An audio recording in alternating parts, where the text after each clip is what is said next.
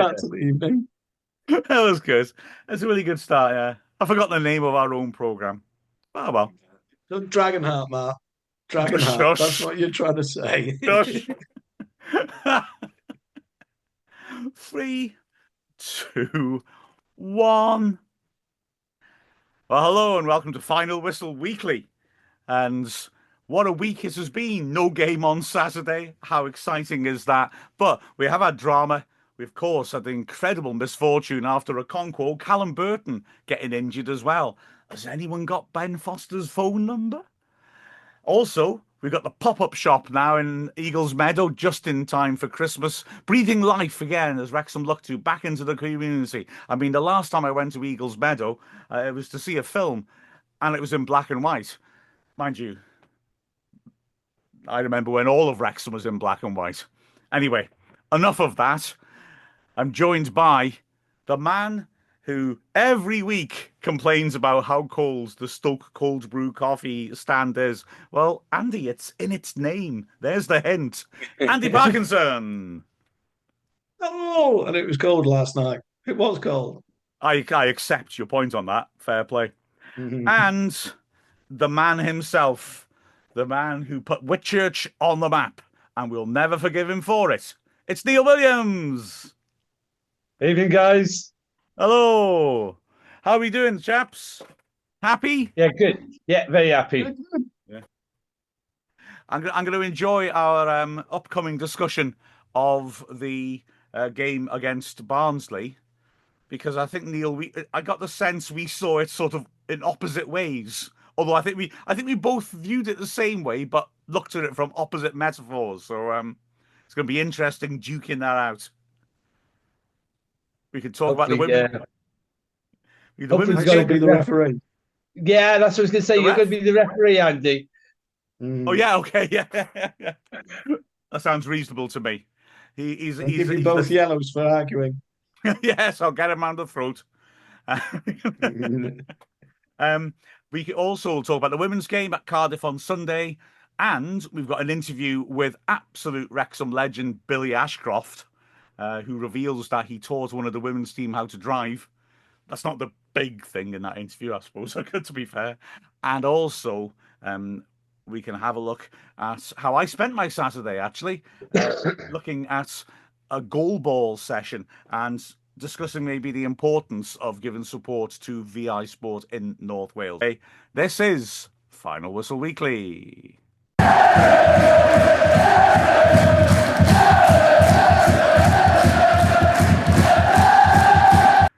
Well, we beat Barnsley, 3 home wins on the spin, which leaves the table looking really nice now. Um, I I was delighted with that. I thought Barnsley looked like a strong size. It was fast tempos. We resisted them when they put us under pressure, and then we did what good teams do. We struck when it was crucial to turn 1 point into three. But you didn't seem so excited by it, Neil. Maybe more after the second half. Half time, you were a bit more. This is hard work. It was for me. I'm watching it myself, Mark. I thought it was hard work.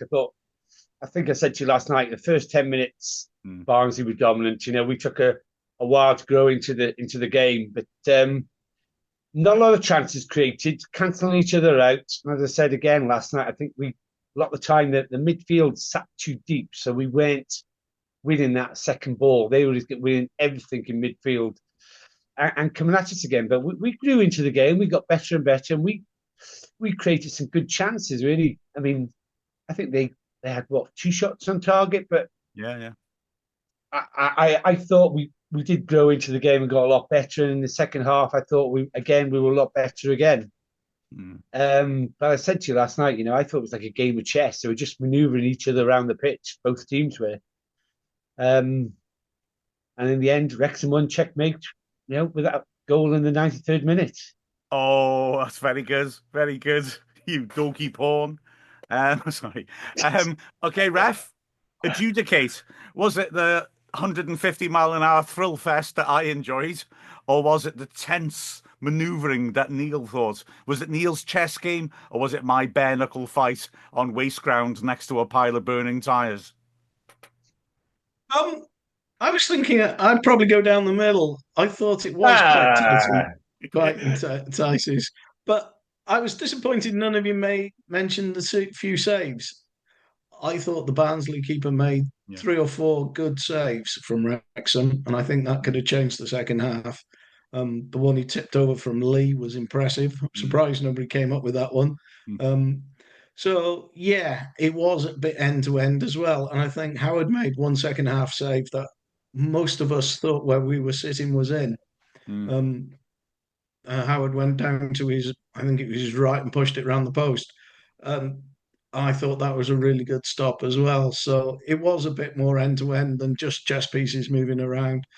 But I think what strikes me, and I'll take Neil's point on as well, is just how fast Wrexham moved the ball and how at League One, how much faster both sides are moving the ball from one place to place. And I think that showed why we've beaten some of the lower League One sides. Is Barnsley are up there pushing us, and their skill came through as well. So yeah, I enjoyed it. I thought it was end to end, but yeah, this it's just the speed of passing at this level is really I'm really appreciating, to be honest. I think you're right. When you look at that experienced midfield, Dobson, Rathbone, and James, all of whom have experience at this level and higher, that's where their careers have been. I think you see how, especially in the second half, and maybe should I say that the last hour, they got a bit of a grip on the game in terms of the way they moved it around quickly. Whereas I take Neil's point on that in the early stages they were a bit too deep, and we were having to protect ourselves. They were dropping off a bit, maybe too much. Although in their defence, I would say that we do that, don't we? We're comfortable when the game's going against us. We'll drop into that mid block, and we are good at weathering those storms. And we did it well yesterday, I thought, because Burton didn't actually have to make any saves, did he? So, you know what, Neil? Let's just shake hands and call it a draw. oh, I totally agree. I'm not going to argue with this. Just we see it, you know, different aspects of the game, and yeah, I agree. There were some good saves made by their keeper. Cleworth made a great shot, which he parried around the post. There was a lot of good saves their keeper made, and the save that Howard made was superb top draw, Mm. and it was a tip over the bar. Yeah, yeah. When the ball was heading in the top corner, he actually got to it, and yeah, he made a superb save. Yeah, and as So Andy yeah, said, he's just starting to go down, but he's got such a strong right hand to be able to get that hand up there and save it. It's a brilliant stop.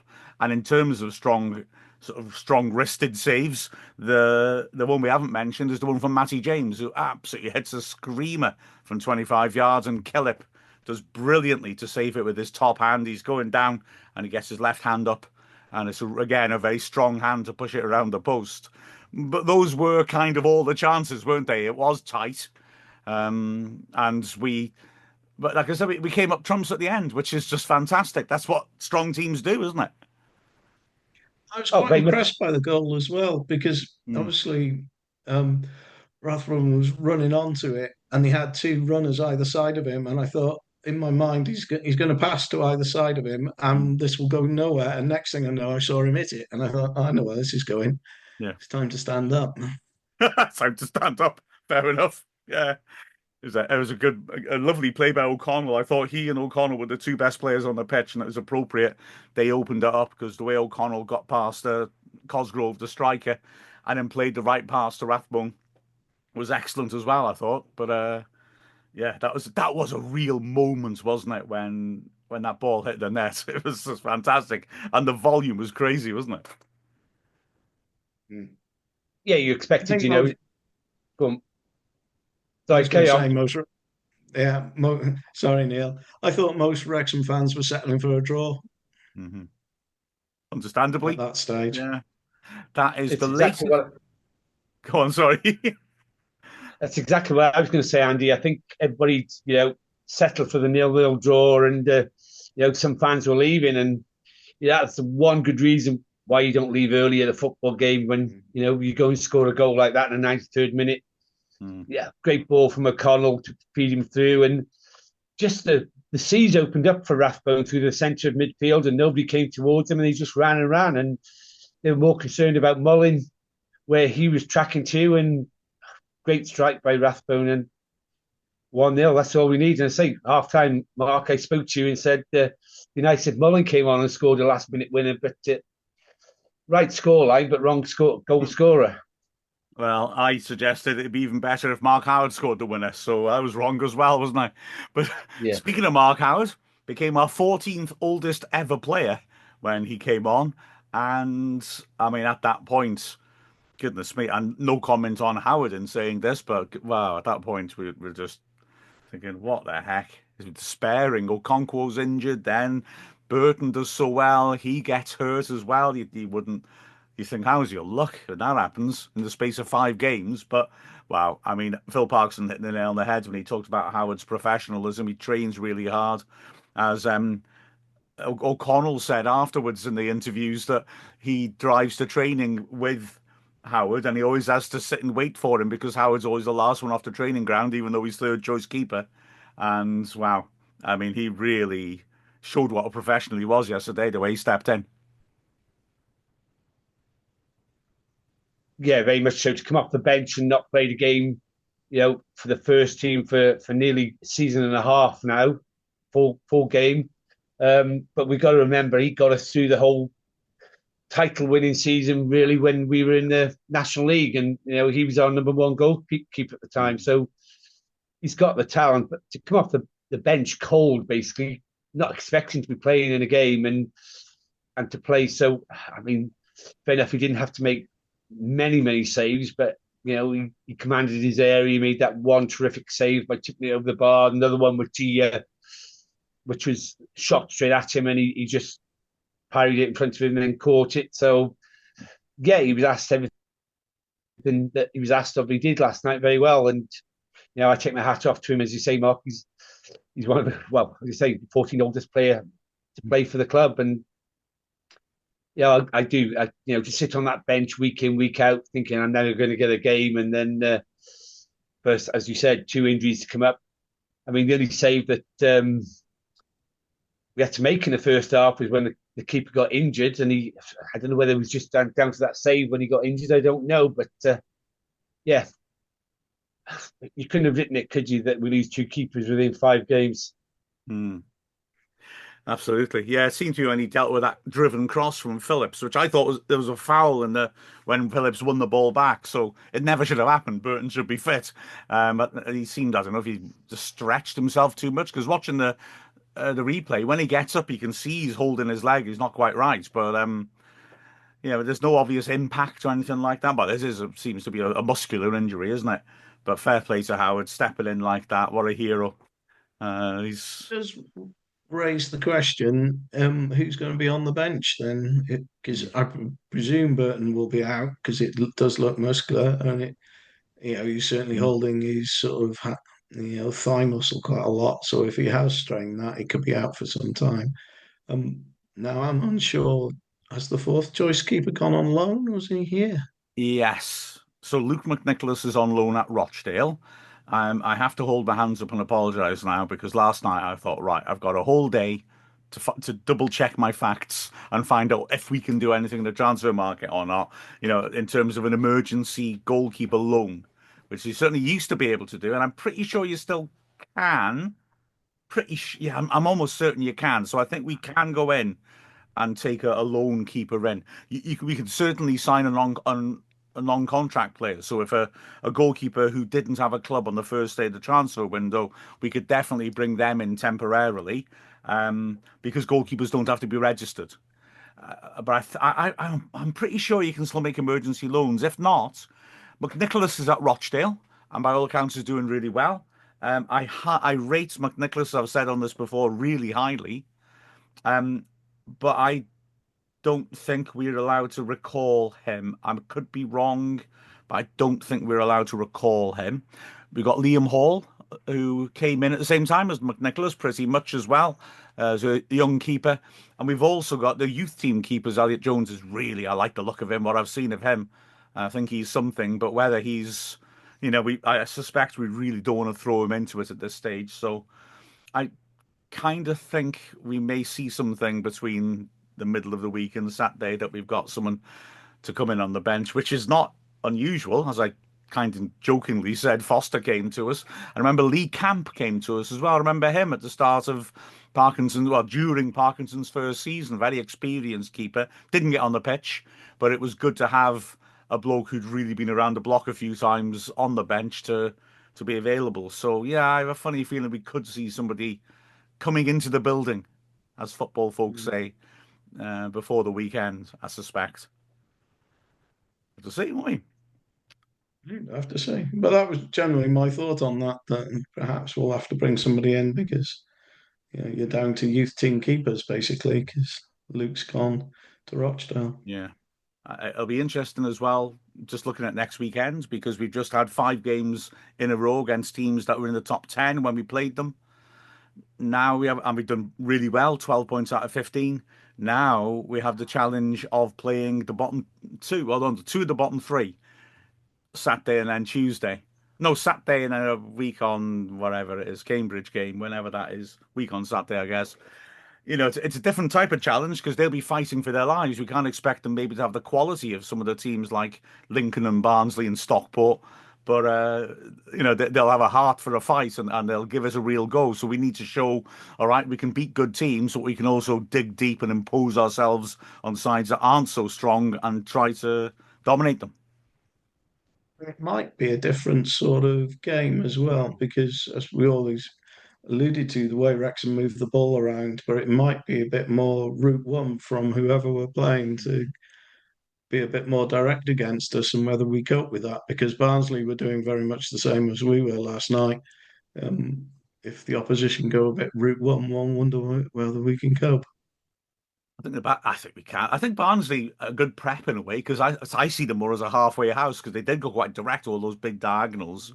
The centre backs we've got can defend our penalty area really well, can't they? And it's just a case of I think this is maybe where Matty James comes in, having players calm enough in and around our area that when there's a loose ball or we get to a second ball, you got players like him who rather than just clear it will actually be calm under pressure, use it, and let us hit them on the break. Because, well, as we did against Barnsley, when they committed men forwards, we looked to get space on the break when we attacked them, didn't we? So we've got to keep trying to do that, I reckon. So let's hope we can do that. Excellent. I think that's all we can say about that game, isn't it? Let's move on and have a chat about the women's game at Cardiff.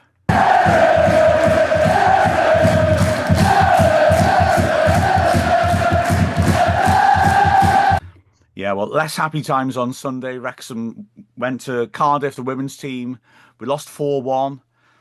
I mean, I apologise because I know I sound like a stuck record, but even when you lose 4-1, I'm still saying we were unlucky. The circumstances were a bit cruel. We played very well. We took the game to them and were the better side, but then they scored the first. And I'd always say, and to emphasise this, I'm really happy with how we play, but Cardiff are really good. And they got that quality in the finish for the first goal and the third one. Players running onto it and hitting it early before the keeper can set herself. That's class. And yeah, we were punished by that. The second goal's very dubious penalty 5 minutes later. And then we start the second half brightly and then concede a third from a good finish. And you're thinking, okay, this is painful, this. But to be fair, we ran the game for the last half hour. We scored, hit the bar. Their keeper, Chamberlain, who'd made a great save in the first half, made 3 great saves in the last 20 minutes. We even, amazingly, had a repeat of what happened at TNS, where an on-target shot hits a Wrexham player and bounces away. This one was more likely to save. The TNS one was definitely a goal. Nobody was there to stop it. This one, I think the keeper would have got across to cover it. But, even in those circumstances, you just can't buy a result off Cardiff. It's so frustrating for the players because, like I said, a lot of the performance was very, very pleasing. Yeah, I think they're still growing into into who they're playing. Wrexham now. They've done well in their first season, and they're just finding a little bit tougher this season. They took a while to get going at the beginning of the season, but yeah, they've had some good results. But I'll always go back to you, Mark. You said you'd like to play them anytime, and I blame you for their demise at the moment. 100% correct. It's completely my and fault. also whether you've been attacking the opposition opposition players and staff at Cardiff, like you did at TNS, and what their thoughts When of I you dropped were. when I dropped the lens out of my glasses onto them. Yeah, you're quite right. That's the No, one. no, Yeah, yeah, yeah, yeah. I had a new pair, so they were safe, and they were very Okay. friendly actually. And I do want to say it was really interesting chatting to them afterwards because, like I say, they've beaten us every time they played us. It would be forgivable if there was an element of the routine about how they saw the Wrexham games, or maybe even arrogance, but absolutely not the case at all. They were very respectful of us. They felt concerned, they were saying during the last half hour, that we'd played so well. And it was really interesting. I was chatting to their data analyst, who's a lovely fella, and he was saying that the data shows that they have to run harder against us than anybody else. And the players all say they feel more tired after they've played us than anybody else because we have good fitness levels. As I showed, like I say, on Sunday, we were the team who finished strongly. Um, so I was quite gratified about that because it was nice to hear people within the club saying, yeah, we're not just paying lip service when we say we respect Wrexham. We know that Wrexham is a difficult proposition. The trouble, of course, is that, we've come off that great form and then played the top two away from home, dropped 6 points, and now it's certainly not impossible to get in the top four, but it's going to be tough, and it's nice to be able to progress year from year. So they're really going to have to get their heads down and go for it in the closing stages of the season. So do you think they see us like, the men's teams see us Wrexham, with the money bags and whatever, and they do want to get one over on us, and it's their cup final? No, I think No. you could argue for the other teams, perhaps, but Cardiff and Swansea, I'd say no, because they are the more established team in women's football in Wales.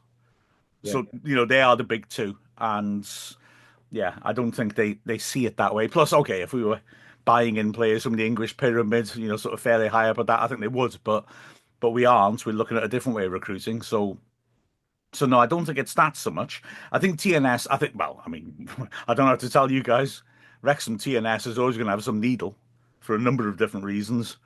And then Yeah. the other side, I think it is that, wow, it's a big thing, Wrexham coming to town sort of thing. Yeah. No. No, with you saying that, I thought perhaps that they have to work extra hard when they play Wrexham, whether they have to raise their game when Wrexham come into town, Well, I think because of the reasons, like, you know, in the men's team, opposition teams do exactly the same. I think, and not for the same reasons. Yeah, 'cause, I mean, it's true, isn't it? I mean, look, those three home games we just had. Look at the away support those sides have had. They've made a lot of noise. They've come in really good numbers. It's a big, big occasion for them. It's not the same like that on the women's side of it because, like I said, we're newcomers. We were only in the first division last season for the first time.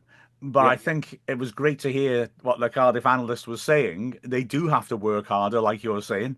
They do have to put in a bit extra because we do offer a threat in terms of not just our play, but also our very impressive fitness levels. So we can keep going in a game and push teams hard. But yeah, I don't feel that same sense of, oh man, we can put one over on Wrexham. When you go to like away games, like in the Cup, we've been to Cwmbran and Llanystumdwy and Afelinheli, and we're going to places like that, which are small community clubs. It's more a sense of, oh, this is cool. Wrexham are coming to town, like the old Welsh Cup would have been with the men. You know what I mean? Mhm.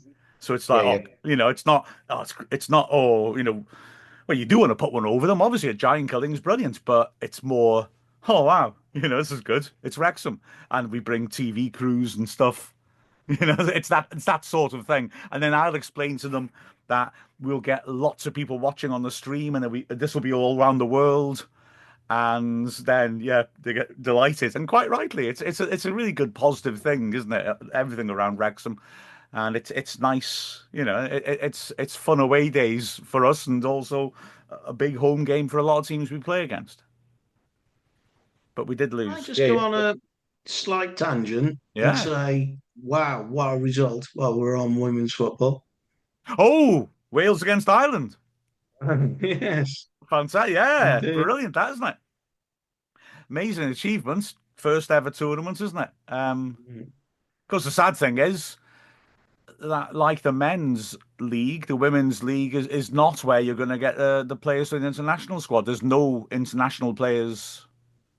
Well, sorry, beg your pardon. I'll put that over. There's no players in the Wales squad who are currently playing in the Adran Premier. The last player who got called up, I think I'm right in saying, is Karen Chamberlain, that Cardiff keeper who made all those saves against us on Sunday. Drat. The only Welsh-based player in the Wales squad, which is like the men's squad, is one of the goalkeepers, plays for Gwalia United, which used to be called Cardiff City Ladies. They're not Cardiff City, though.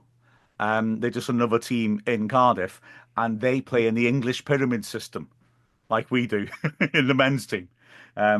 So yeah, the Adran General's not got to the point where it's providing players, and I think it'll always have that role of being a bit like the men's league, if I'm honest. But that's why I've said this before on the show as well.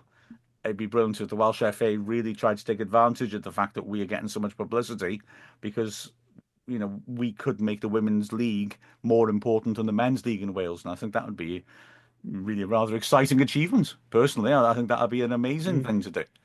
But yeah, great achievement to get there. Fantastic, isn't it?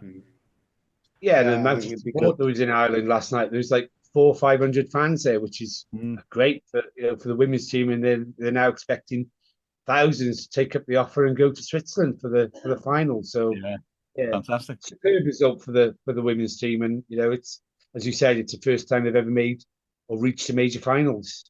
And the commentator next to me, she was Irish, and she was saying before the game she was keeping an eye on the match, and I was very diplomatic, and then you came up, Neil, and just started mocking her. It was horrific, Did not mock her. horrendous. It was. Oh, Oh, okay. Changing the subject completely as well. Was it right you went travel down on the bus on at the weekend, Mark? oh yeah, I forgot to say yes. It was an honor. It was amazing. So I've been on the men's bus a couple of times, but not in those sort of circumstances. But I was actually allowed to come in on the bus, travel down, stay over, and then come back, and that was an absolute honor. It was great to see the seriousness of preparation. I expect it anyway, but it was good to see that, and it was just a privilege to get down there and actually travel with the team and see what their setup is for an away game as well. So yeah, that was really good. I was having to be Do you sit there positive. like Billy no mates, or do they speak to you? Oh, they spoke to me, but my All right. personality means I have to be Billy No Mates. I mean, that is me. I'm just, so you know, but no. I People were kind to me, and let's be honest, that's all folk like me can ask for. But anyway, I'm going to I change just the wondered whether you actually passed on to them the thoughts of what Cardiff City said about them always having to work harder when yeah, Wrexham yeah. come and play. After the game, I was being, naturally, because they're not actually fully professional, but they're professional in their approach. Mhm. The players are disappointed, very disappointed, and I was trying to make the positive arguments and say, well, let's look at this as well. We did well in areas of the game. We did very well, but no, it was an honour to go down there. It was a real pleasure, to be honest with you, to do it that way.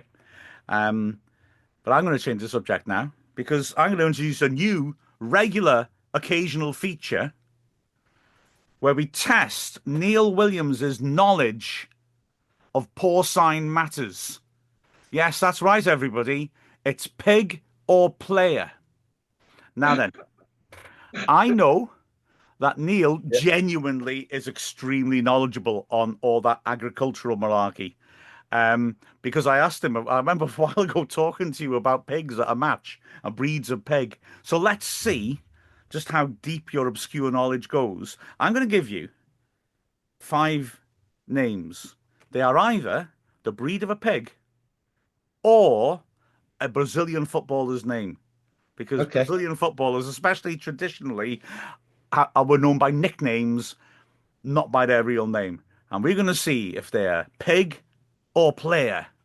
So Neil, all you have to say is pig or player. First up, Perfect. first up, Washington. Player. Correct. 1-0 to Neil. Secondly, Juliana. Pig. Oh, it's 2-0. My word, look at this.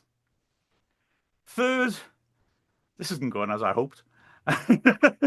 Pietran. Pietran is a pig. It's a Yeah. pie train, actually. Nah, man. He's got 3 out of 5. 3 already. Let's see if he can finish her off. Robert. Player. 4 out of 4. Can he go for the clean sweep? Iago Pikachu. That's a player. 5-0 to the Neil, lad. 5-0. Oh, man. Well, Yeah, I can say, Pikachu. yes. All I can say is, well played. You know your pigs from your players. I'm going to do that again. I'm going to Oh, foil yeah, you yeah, with yeah. some of these. Yeah, some other time Perfect. in the future. Don't you worry. That was beautiful, Neil. Your bona fide days are established. And what better way to segue into an interview with one of the greatest players in Wrexham Football Club's history? Billy Ashcroft was tasty, wasn't he? Very Brilliant. tasty. Well, he's such a lovely guy. He played such a massive role for the club in the 70s, achieved so much in Europe for us, in the league, in the cups. And like I say, he's a lovely fella, and he was willing to have a little chat with me. So here is Billy Ashcroft.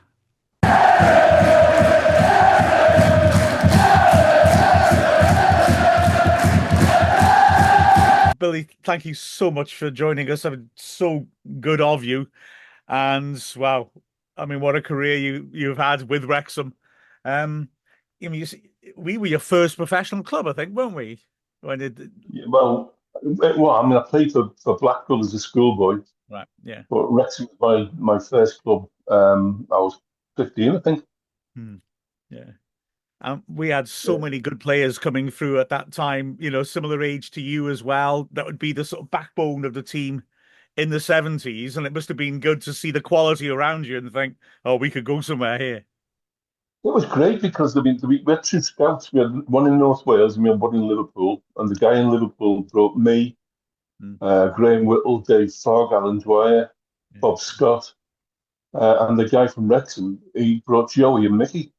Yeah. So, I mean, we were all there at the same time. Plus, we put Ian Moyer into the mix because he'd rather play with the reserves than the first team because we just had a laugh with him. He was just one of them off his head Yeah. type of guys. Yeah. Oh, I interviewed him a few years ago. Yeah. Fantastic guy, wasn't he? Oh, sweetie man. Well, they used to, playing in the Floodlit League and things like that. Uh, uh, That's it, yeah. He used to love it. Yeah, yeah. And I guess that you bring that sort of camaraderie into the first team when you get in as well. It just strengthens the side as a whole, doesn't it? Well, the thing is, I think the Northern Floodlit League team that we had, I think there was 7, maybe 8 players Yeah.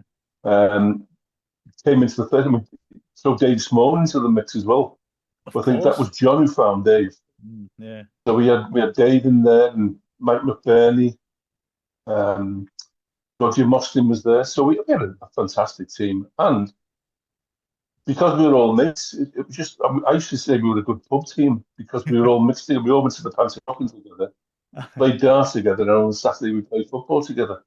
Wow, brilliant. The and then you made your debut at Reading, and then how was it like, your first season in the first team? Did having such a sort of grounding like that help you to settle into it?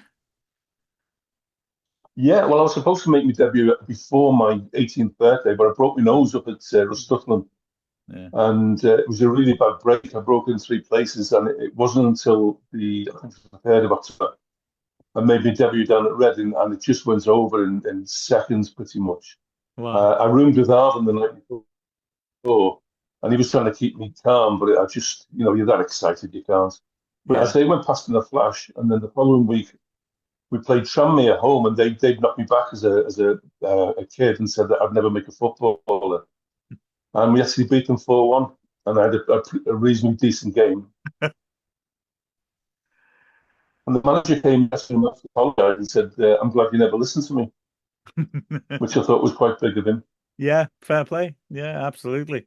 I mean, that's the season that ends with us in the Welsh Cup final as well. against Cardiff. It's a great introduction for you in the first season to get good amount of time up front, and also to be playing in games like that as well. Must be terrific.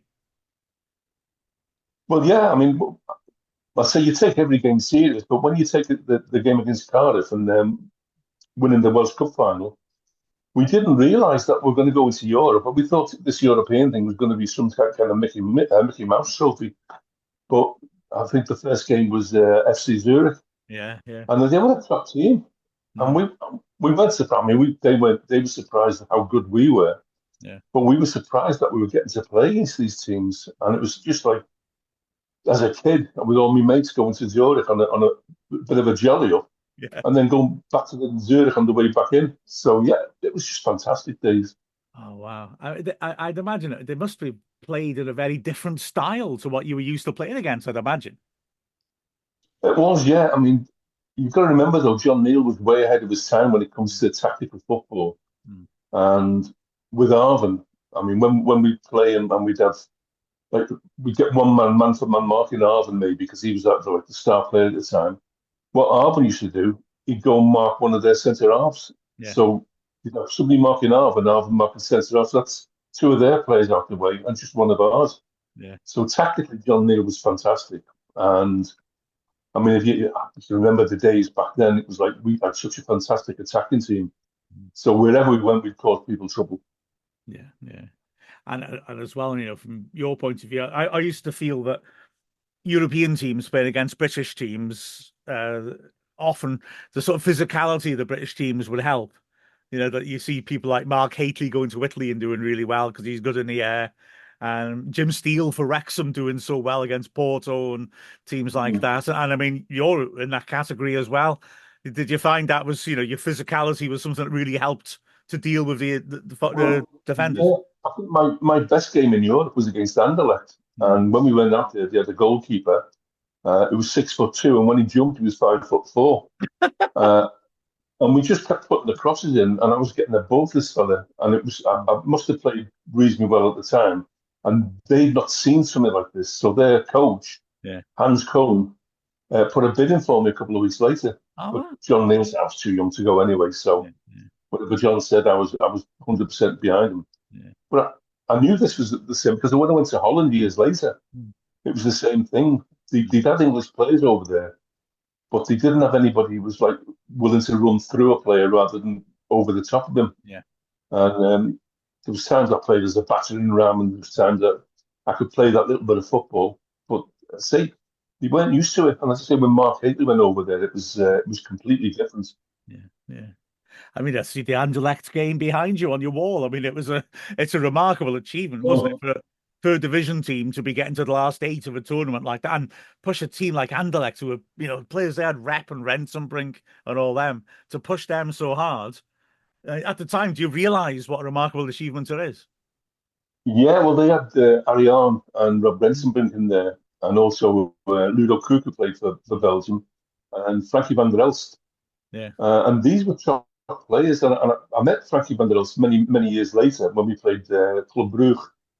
And we just mentioned it because my mate was a guy called Jan Sorensen who played for Bruges. Yeah. And he was saying, you played against Gully before, and he said it was the Wrexham game. He said, it was a tough game. Now we didn't expect you to be such a good football team.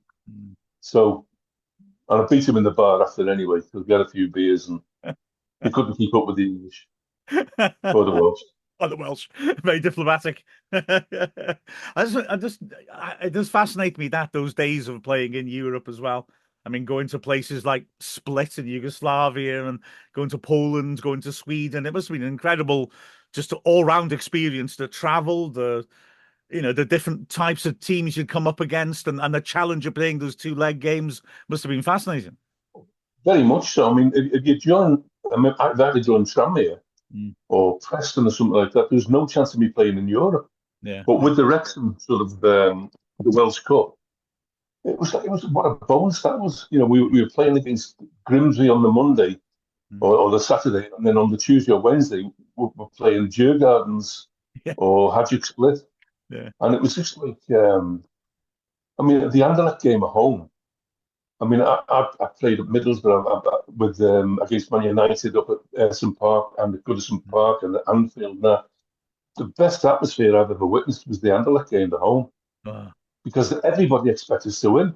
We Yeah. expected to win. Anderlecht, they knew they were in for a hard game, and I think because we got that first goal, if they had the equaliser and they'd gone to extra time, I think we'd have steamrolled them.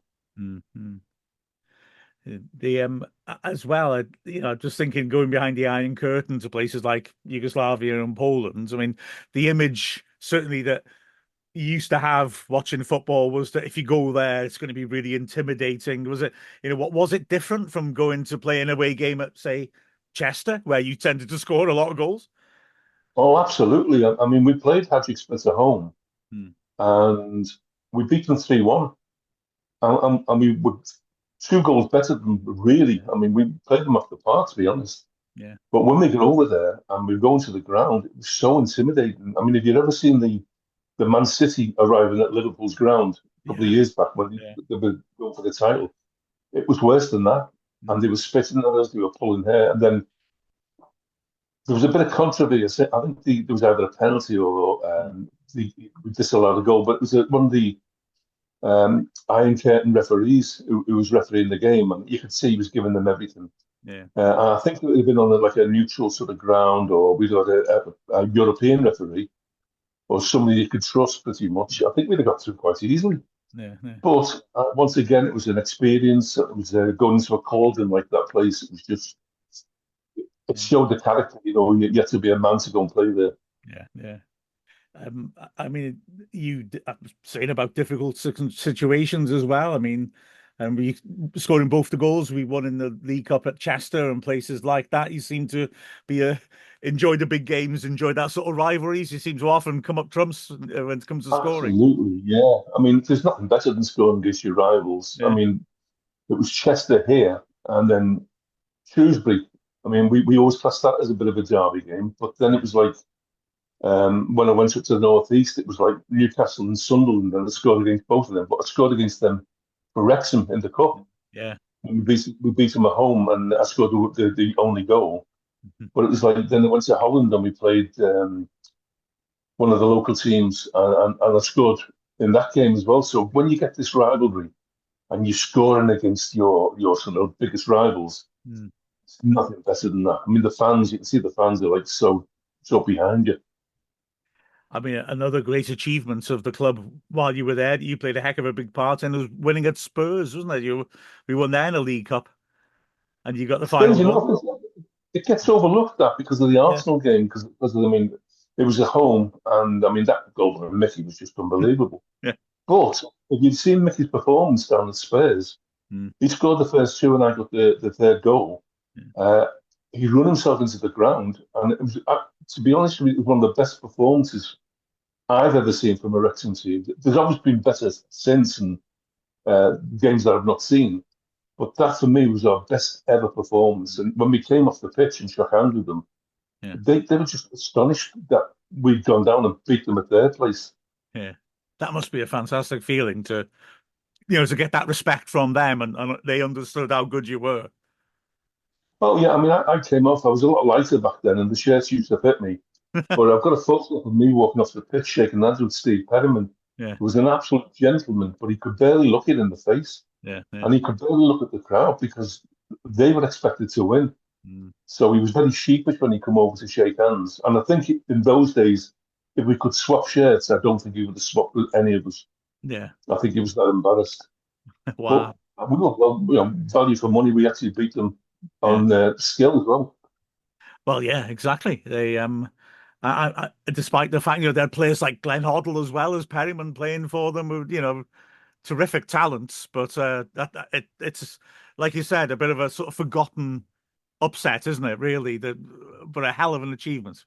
Absolutely, but I mean, when we say that they had Hoddle and we had Gareth Davis, probably the classiest centre back that I've ever played with. I mean, I could compare him to Willie Madden from Middlesbrough, who was uncapped, but I don't think I've seen a better centre half than Willie.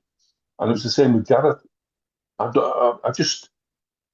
even as a player playing alongside, I was in awe of him. He was such a good player. And then Mickey never got his shorts dirty because if he didn't have to slide tackle, Yeah. he stayed on his feet. Yeah. And he was teaching other people. He was doing the same thing with them. It was like, look at what I'm doing. And he was pretty much coaching when he was on the pitch. Wow. He went into coaching Yeah, afterwards. so he had a great time. And then you got the likes of Mickey, Yeah. Bobby Shinton. I mean, what a signing Bobby Shinton was. But I mean, reminiscing now about him, it's like, God, we had a great team. Graham Whittle. Whittle, yeah. Him and Dave Smallman, probably the two most lethal strikers I've ever played with. Yeah. And Brian Lloyd in goal as well, as a very safe pair of hands. And I never understood why Gareth Davies didn't get a lot more Welsh caps. It seemed peculiar because he had such more like a modern style centre back. Do you know what I mean? Comfortable on the ball as well as the defensive side. I've just lost you. Oh, sorry. I was just saying it always confused me why Gareth Davies didn't get more Welsh caps because he felt like a modern centre back. He's good with the ball at his feet as well as doing the defensive stuff. Yeah, he never looked ruffled. And it didn't matter whether he was playing against somebody who had like the skill of maybe George Best, or a battering ram like Mick Harford or something like that. Gareth just never got out of his stride. Yeah, he could handle pretty much anything you threw at him. Yeah. And of course, I skimmed over really. We got to the quarterfinals of the FA Cup, didn't we, in '74, and then, as you said, there were a few impressive results in that. Middlesbrough being one of them. Dave Smallman scoring the goals and scoring at Southampton as well. That was a heck of a run. And, I think a lot of players got their first experience of what they were going to go on to do with the great cup runs of Wrexham in that year. Well, Dave scored in every round there. And, if you think about the goals he was scoring, it wasn't just like a little side foot. Then he was scoring headers against big centre-halves. He's probably the most natural goal scorer we had. Yeah. Graham Whittle was probably the most lethal because Graham could hit him from the dugout and he'd still score a goal.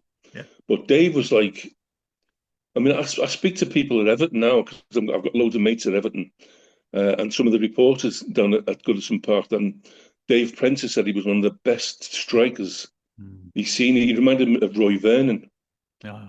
And only for the injuries he got. Dave could have been one of the Everton greats, which would have been great for me because I was his best man, I was his best mate, and seeing somebody doing well at my team, I was made up for him, but it just didn't quite work out for him. You know what I mean? It was so sad, but when we look back, he did it. He played for my team, so I'm pleased for him.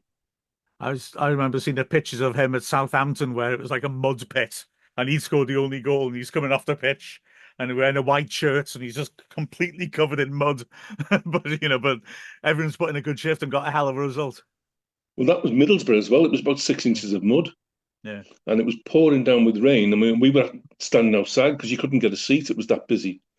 And once again, it was just like one of those little bubbles in the box. And he's there every single time. Dave's always in the right position to put the ball away. Incredible, isn't it? What a shame, like you said. He didn't like getting his shirt dirty or his shorts dirty, though. He didn't like getting dirty or wet. He was in the wrong profession, wasn't he? Absolutely. That season as well, of course, when we've beat Spurs and played so well, but frustratingly in the league, we do ever so well, and then there's that nightmare end of the season, isn't there, where Palace and Mansfield's basically beat us when we need 1 point out of those games. That must have been very tough to take. Well, it was the Palace game, to be honest with you. It should never have gone to Mansfield game. But yeah, if you think about Terry Venables said it was the best game of football he's ever seen. The Palace, the Wrexham Palace game. Yeah. And strange enough, I still talk to Rashid Harcook, who played in the game and actually scored. Yeah.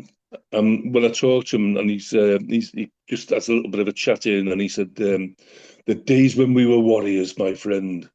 And he recalls the game, and it's like, it's just a shame that somebody had to get beat. Yeah. And they struck quite late on there. Kenny Sansom scored, if I remember correctly. Yeah, absolutely, yeah. Well, it's on. I think there's a thing called the greatest team of the 80s or something, and it's about Crystal Palace. Yeah. And it shows you that game, and it shows you them scoring a couple of goals.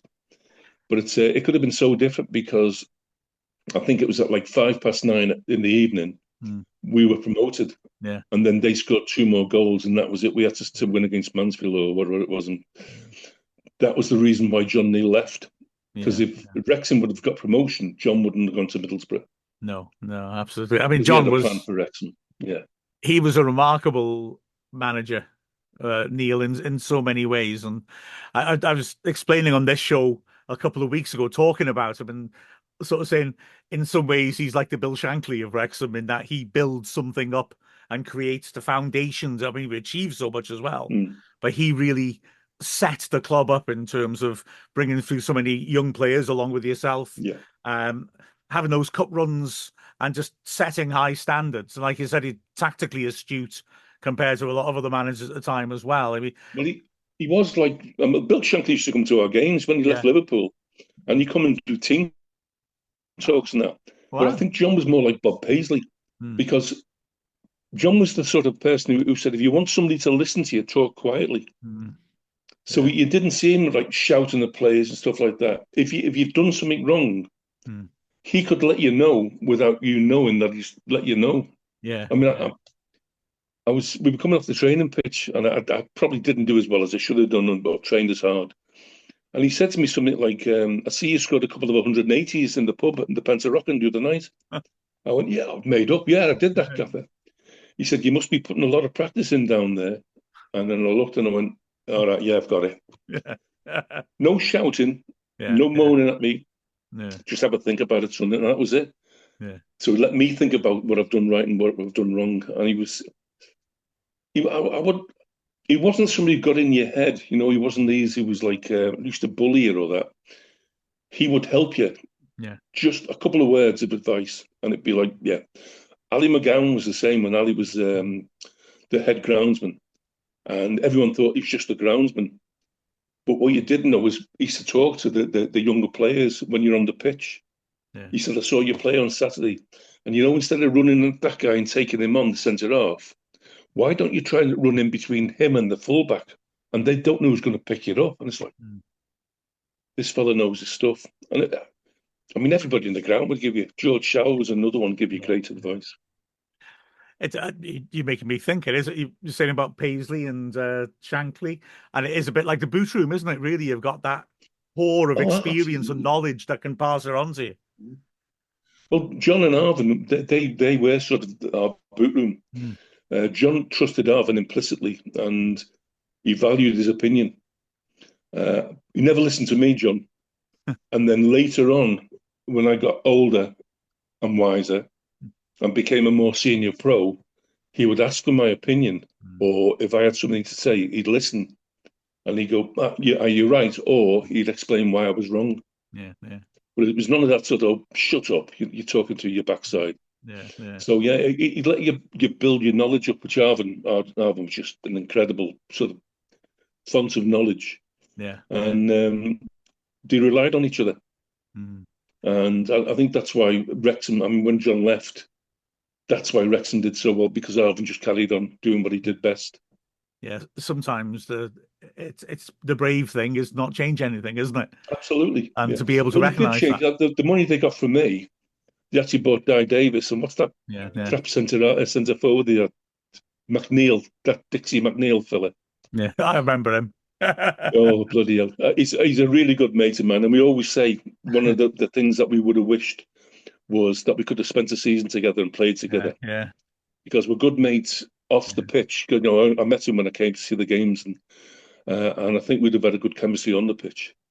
Of course, you went with John to Middlesbrough, didn't you, as well? A sign of how much he thought of you. It was... and that was then a profitable time for you playing in the top division. It must have been great to go there, but I know it would have been difficult to leave Wrexham as well. Oh, God almighty. If we'd have got promotion, I wouldn't have gone to Middlesbrough. I would have stayed for another couple of years. Yeah. But I always wanted to play in the Premiership, or the old First Division. When I was a kid, I used to go and watch Everton. And I'd never kicked the ball till I was 14. Yeah. So I'd never played football at school. I didn't play for the school with Bob Scott. Bob went to my school as well.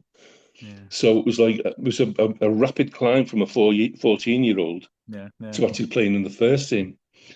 And I used to sit on the terraces with my dad or at Goodison Park thinking, I'm going to play here one day. And everyone's like, well, you don't even play football. But I was going to do it. And then when I got the opportunity to go to Middlesbrough, I couldn't refuse it because I wanted to play those big games. Yeah. But Wrexham stayed with you, hasn't it? You know, to be fair, you always on social media now, you'll always be sort of talking about good luck to Wrexham and things like that. It's well, nice yeah, to people see. will keep asking me about, what do you think of Wrexham? Well, the thing is, I made my debut there. I passed my driving test there. I got married when I was there. My firstborn was actually born in Liverpool, but we were living in Wrexham at the same time. So all my first peer was when I was at Wrexham. Oh, wow. So everything I did, my first was at Wrexham, and it always felt like home. Even when I'd go to Middlesbrough, I'd come home to watch a game. Even now, I'd go to watch a game. Yeah. I went to the My Squin, and everyone was in there, and they're all, because as you say on Facebook, how you doing? It's great to see you, and nice to be back home. And it's like going back home. Yeah. It's a massive big part of my life. Yeah. Well, we're so glad you're part of our story as well. You've always been loved here and respected as well, and the way that you are as a person only adds to that. So thank you so much for that, Billy. You're a real legend of the club. I wish I was, but yeah, I'm just glad to have been a part of it. No, it's true. Don't you worry. I'm going to stop there because I messed you around, so I don't want to waste any more of your time. Oh, no problem, no problem. I feel bad about it, to be honest. Well, maybe in a year or so, I'll come back groveling and I'll do a longer one. But oh yeah, you can do that thing with Drew Kearns. Oh, Brooke Kearns. Oh, what's plays for the ladies, doesn't she? Yeah. I taught her to drive. Oh, really? Oh, yeah. Oh, so there's still a little bit of me at Wrexham now still. That is superb. Oh, I didn't realise that. Wow. Yeah. Oh, I'll see her on Sunday. They got a big game on Sunday, so I'll have to I'll get after her and tell her. Brilliant. But she came to see me when I was in hospital. Oh, really? Oh, fair play. And she's like, "Get up, you fat sod." And I was like, "Just give me about 2 weeks before I can get out of bed." Oh, that's brilliant. Oh, I'll remember you to her. Don't worry, I'll see her on Sunday. Yeah. That is superb. Billy, I'm so sorry I messed you around. I genuinely can't believe I did that. Don't worry about it. But, anytime, just give me a call. Oh, cheers. Right, I'll let you go. But thank you so much for your time. That was amazing. That really. You're welcome. Thank you. I'm going to go cook the tea now. Oh, good luck. Lovely to speak to you.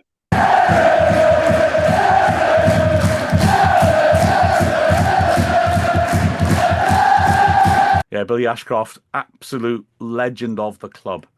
And now, as well, because we had no game on Saturday, I went down to Ysgol Clywedog and I had a look at something which was absolutely fascinating, which was a session of goalball, which is a Paralympic sport for visually impaired players. It's got 2 long goals on either end of the pitch, and basically you have to bowl the ball, and then the other teams try to save it, and then if they do, try and bowl it back to score. It was gripping, so here's what I made of it anyway. Right, well, Wrexham aren't playing this Saturday, but that's not stopping me from a bit of a sporting action. So I've come to Ysgol Clywedog. There's a session now of a Paralympic sport, goalball, which it's hoped will really catch on in Wales, and it's going to be fun. It's a goalball tasting session. So goalball is a Paralympic sport for blind and partially sighted people, but anyone can play because everyone wears eye shades, so then it's a level playing field. It's about using the senses, so we use an audible ball and a tactile court. 3 versus 3 indoor game.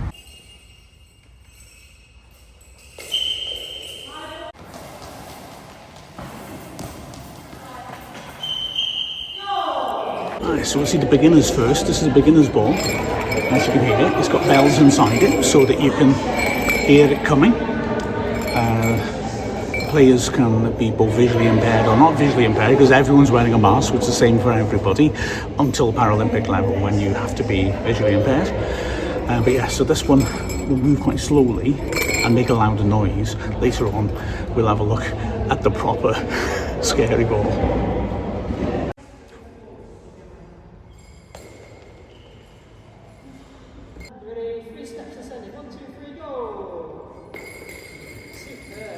As a sighted person, when you go into a sports hall, you see a multitude of different coloured lines: white lines, badminton; green lines, volleyball; black lines, basketball, etc. A goalballer, you don't see any lines. Yeah. You've got your eye shades on. So it's literally string and tape, nothing fancier than that, and then you just feel it. So for anyone who is visually impaired, you know, that may be a brailleist, that may be used to reading tactile maps, that's the principle. You orientate using touch. Also a little bit of sound, speaking with your teammates, but you feel for the court, you feel for the goals.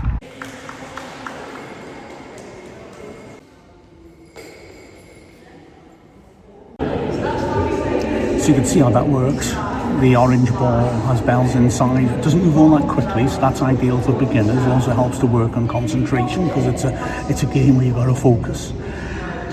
Now then, that is a professional ball. Listen to it. Not as obvious the sound, and it goes a lot quicker. Male Paralympic players of goalball can throw this sort of at 50 miles an hour. So yeah, they'll get tasty.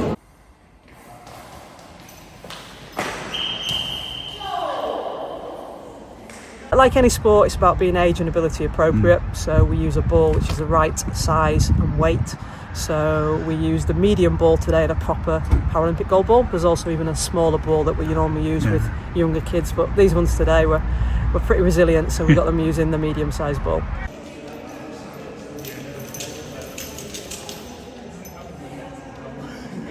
I mean, it's a great game. It's a great social activity.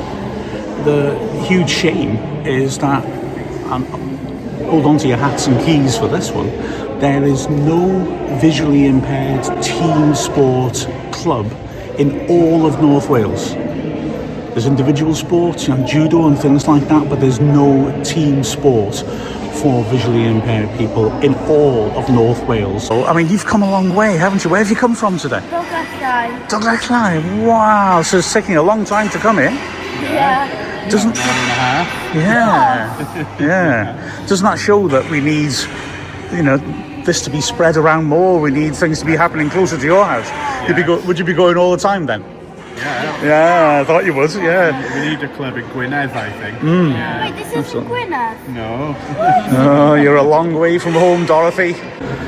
I mean, the Goalball UK guys do fantastic work, but they need support, in all honesty, because it just doesn't feel right, does it, that if you're visually impaired you can take part in individual sports but you can't play sports that give you that buzz of team participation. They're having to hire halls out, and that's a challenge for them, because obviously with people coming such distances, they don't want, it's not like a five-a-side course where you'll just hire a hall for an hour. You've got to hire it for a couple of hours.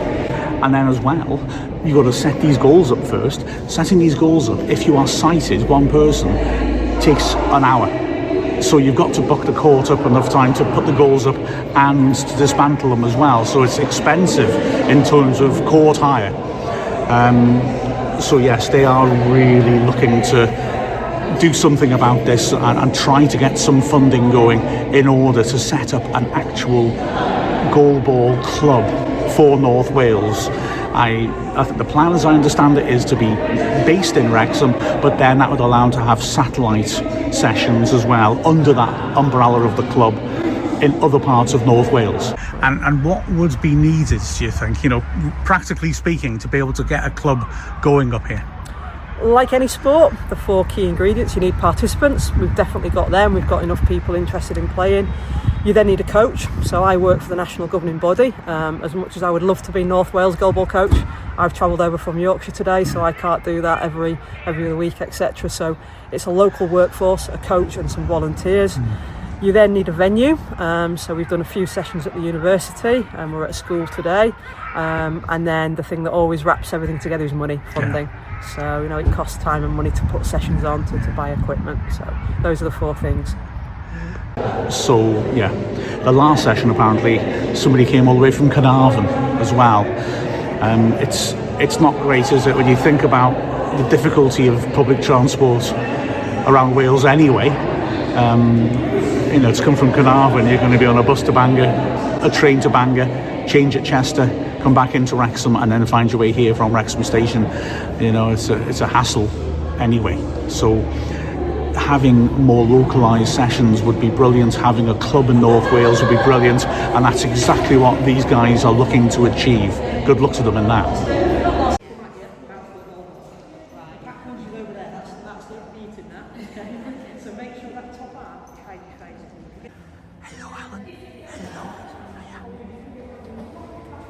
So this is, I think it's our 4th or 5th session. We're trying to get a club up and running in North Wales. Currently there's no activity in North Wales or Cheshire either, so we've got some people coming in from Cheshire as well. And yeah, just trying to get the sport kind of embedded into North Wales, and then hopefully eventually become a competitive club and start playing in Goalball UK leagues. And who knows, we might have seen a future Paralympian in that sports hall today. Alright guys, did you enjoy that? Yeah, it was really good. And how experienced are you at goalball? Not at all, were we? Huh? No. Well, I've done it when I was 3, but I can't remember. Oh man! So you've apart from when you were 3, none of you have played this before? No. Well, I've got to say. Yeah. Well, very impressive that, isn't it? Yeah? Is it easy to get into? Do the coaches make it easy? Yeah. Yeah. Start off slow and then you learn from there, don't you? Yeah. Like Everyone was really friendly. Yeah. Yeah, so that's goalball for you, and I really massively enjoyed myself. But as I said in the report, I was depressed to hear just how little opportunity there is for people in North Wales to play VI sports. So visually impaired people, there is no club anywhere in North Wales that caters for VI team sports. They're individual sports like judo, but there's no club in all of North Wales that offers a chance for visually impaired people to play a team sport. And of course, there's so many benefits with, socialization as well, as we all know from playing team sports. But as I said in that report, people, family had come from Dolgellau all the way to Wrexham just to play the last session that they had, which was a good 6 weeks or so ago, because there's not many people to help out with it. People are coming from Carnarvon because there's nothing closer, and they want to set up a Wrexham goalball team. That'll be the first, like I said, VI team club in North Wales, and then once they've done that, under the umbrella of that, they can hold sessions Colwyn Bay or wherever, across North Wales. I don't know, it really shocked me to realise just the lack of scope. Oh, there were players who'd come from England as well, because there's not much in Cheshire either. It shocked me that the lack of opportunity. You see the TV stations will make a fuss of the Paralympics, but clearly we're not at a point yet where grassroots investment is actually making it available widely across Britain for people to participate. I don't know, it shocked me. Did it surprise you? Or? Yes, Mark, it has really surprised me that they've got so limited availability to participate in team sports. I mean, when he said Dolgellau yesterday to me after the match, that's a heck of a long way to come just for maybe an hour's interaction with other people in a team sport. Mm-hmm. So it's I'm so pleased you're trying to bring this to the forefront and make people aware that this should be a lot more available for people with visually impaired or total blindness across the whole of North Wales at various satellite points behind across North Wales and Mid Wales. But people have got to get paid to maybe do this as well, and I don't know whether they're a charity funded group that do it or not, Mark, but is there lottery funding for it? But yeah, people need to be made aware of this and spread the word just to get more facilities available for these people. Yeah, well, they have a grant, but that grant is dependent on them being successful in setting up a club. And just to point on the need for the money, it's also because, like you said, you got to rent facilities. The problem is that one, sighted person, it takes an hour to set those goals up, and also you have to mark the lines with string with tape over. So that it takes an hour just setting things up. Plus, because of what you just said, quite rightly, Neil, what's the point in saying to people in Dolgellau that they can come across and then only having an hour's session? So they'll always have a couple of hours session, which means they're having to book up halls for over 3 hours, and therefore it's expensive more than if you just book a court to play five-a-side on. So they really need support in terms of people and funding. I'm going to start a fundraiser. I'm going to stick it on my socials, I think, just to try and encourage people maybe to help them out a little bit, because they were great. I had such a brilliant time with them. It was tremendous fun. But yeah, I think it's a worthy subject for people to give a little bit to help out, to be honest. Yeah, totally agree, Mark. Totally agree with you. Well, I guess we know we have commentators at the ground, don't we? Who commentate on the game for visually impaired and blind fans. So it's an arm to that, basically, isn't it?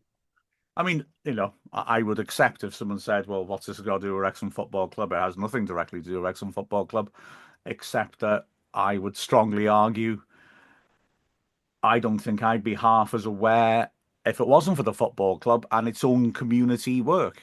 I mean, Kerry Evans is astounding. She's been a guest on this show in its previous iteration, and she's remarkable.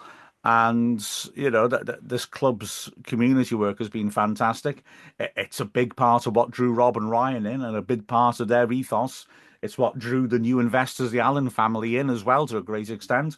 And yeah, I think that even if it's not directly linked, I was going to say, if it's again, hopefully one of them will see this, Mark, and maybe step in and try and help you get something set up. Well, I'm not trying to say that. I'm just trying to, Oh, I know you're not, but yeah.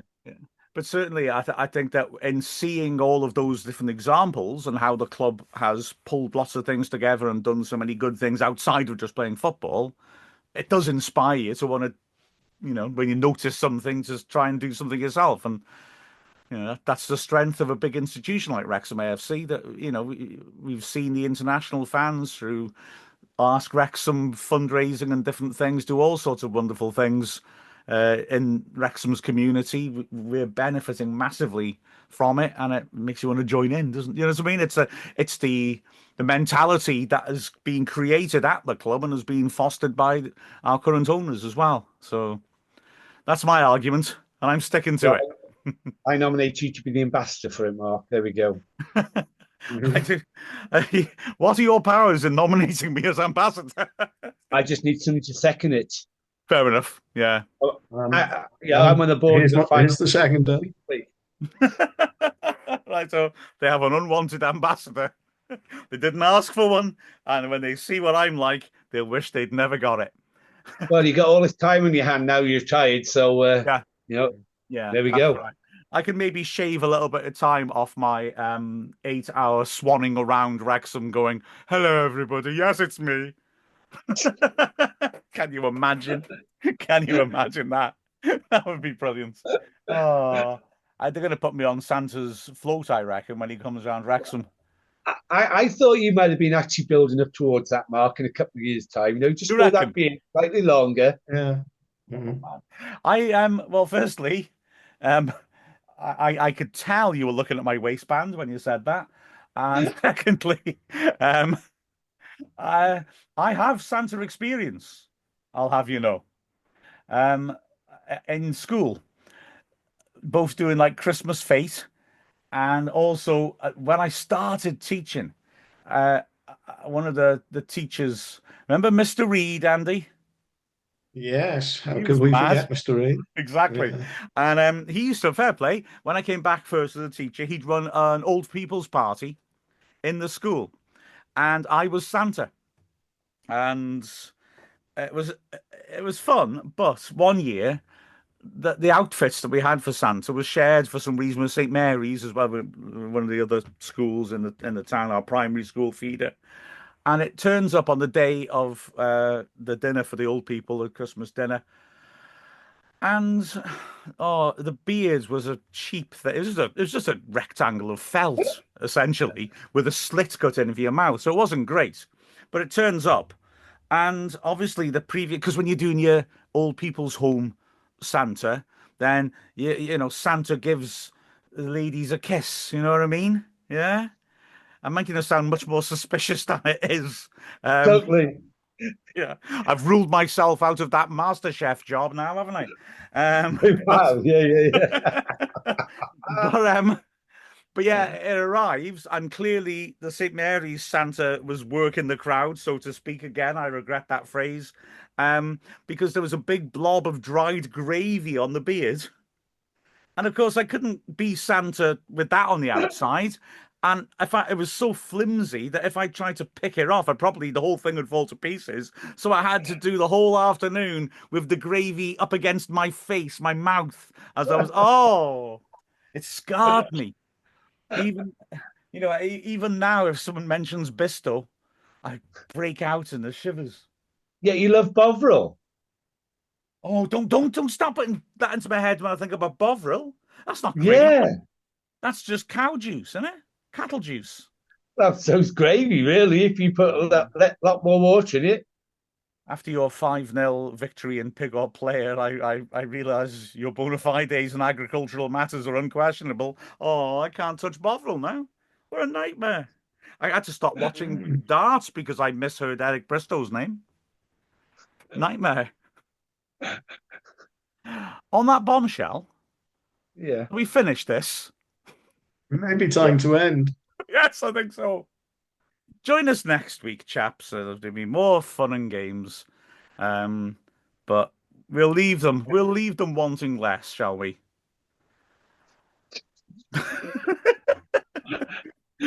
Goodbye, everybody. Who knows where the end of next week's show will go.